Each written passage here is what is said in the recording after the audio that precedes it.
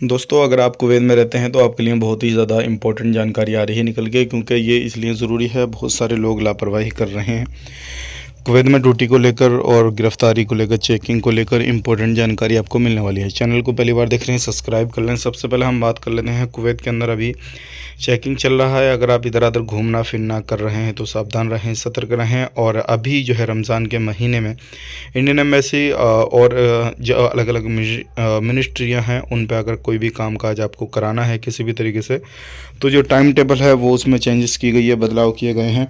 तो उसका ज़रूर आप जो है ध्यान रखते हुए जाएं। सुबह 9 से लेकर 3 बजे के बीच में आप जा सकते हैं किसी भी तरीके से। अगर दूसरा टाइम वगैरह रखेंगे तो उसमें फिर आपको ध्यान देना पड़ेगा। अगर किसी भी तरीके से, अभी एक बंदे को गिरफ़्तार किया गया है जिसके पास में शराब की काफ़ी ज़्यादा बोतलें पाई गई थीं और उसका बैग भारी लगा।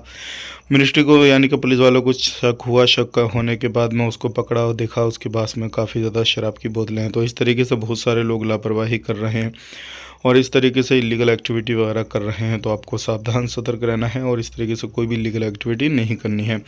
बात कर लेते हैं यहाँ पे, अगर कुवैत में रहते हैं तो अभी क्या है, अगर आप अपने देश आना चाहते हैं किसी भी तरीके से, तो अभी छूट के हवाले से बहुत सारे लोग अपडेट समझ रहे हैं कि भाई कुछ अलग तरीके की अपडेट आएगी, डेट वगैरह टाइम वगैरह मिल जाएगा हमें। तो ऐसा कुछ नहीं है, अभी खाली ऐलान किया है, लेकिन वो अपडेट नहीं आई है निकल के, जो कि जिस चीज़ का आप इंतज़ार कर रहे हैं, मतलब जो टाइम टेबल का आप इंतज़ार कर रहे हैं, इस तरीके से वो नहीं आया। ऐसा कुछ अपडेट आता है तो हम आप तक ज़रूर शेयर कर देंगे और आप लोग हमारे साथ में बने रहें। बस इतने ही, मिलेंगे किसी नेक्स्ट वीडियो में। अब अपना ख्याल रखें, अपनी फैमिली लो ख्याल रखें। Take care, bye bye.